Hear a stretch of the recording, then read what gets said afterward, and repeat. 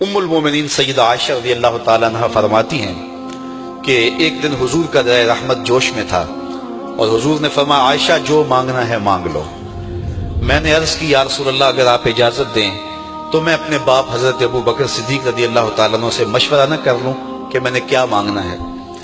تو فرمایا کہ جاؤ مشورہ کر لو، مشورے کی اجازت بھی ہو گئی۔ میں اپنے والد گرامی کی خدمت میں حاضر ہوئی اور کہا کہ دریائے رحمت جوش میں ہے اور رحمت کا باڑہ برس رہا ہے۔ حضور نے فرمایا عائشہ جو مانگنا ہے مانگ لو، یہ اتنا سنہری موقع ہاتھ آیا ہے تو میں چاہتی ہوں کہ کوئی مانگوں تو اہم شے مانگوں، تو آپ کی خدمت میں حضور سے اجازت پا کے حاضر ہوئی ہوں، مجھے بتایا جائے کہ میں حضور سے کیا مانگوں تاکہ کوئی چھوٹی چیز نہ مانگوں بڑی چیز مانگوں۔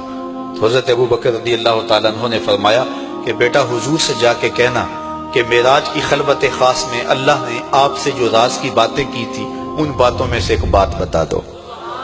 مانگا بھی تو علم مانگا، اور عائشہ میرے سے وعدہ کرو جو حضور بتائیں مجھے بھی آ کے بتانا ہے۔ ام المومنین حاضر خدمت ہو گئیں۔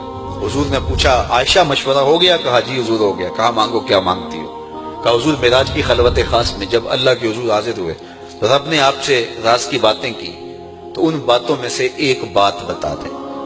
حضور مسکرا پڑے۔ اس بات پہ مسکرائے ہوں گے میرے یار غار کا انتخاب کیسا ہے، یا اس بات پہ مسکرائے ہوں گے کہ راز کی بات بتا دوں تو راز راز نہ رہا، لیکن وعدہ کیا تھا۔ کہا عائشہ سنو، جب میں قرب خاص میں پہنچا تو میرے مالک نے مجھ سے راز کی جو باتیں کی ان میں سے ایک بات یہ تھی، محبوب تیری امت میں سے کوئی شخص کسی شخص کا ٹوٹا ہوا دل جوڑ دے تو میرے اوپر لازم ہے بغیر حساب کے جنت عطا کروں۔ ام المومنین بہت خوش ہوئی اور اپنے والد گرامی سیدنا ابو بکر صدیق رضی اللہ تعالیٰ عنہ کے پاس آئیں اور ساری کہانی سنائی۔ بہت خوش تھی، لیکن حضرت ابو بکر صدیق رضی اللہ تعالیٰ عنہ نے سنا تو رونے لگے۔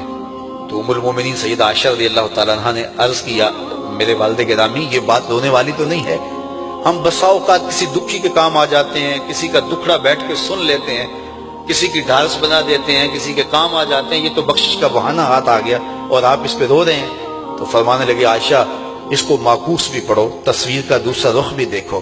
اگر کوئی شخص کسی کا ٹوٹا ہوا دل جوڑ دے تو بغیر حساب کے جنت میں جائے گا، اس کا دوسرا رخ یہ ہے اگر کوئی کسی کا دل توڑ بیٹھے تو سیدھا جہنم میں جائے گا۔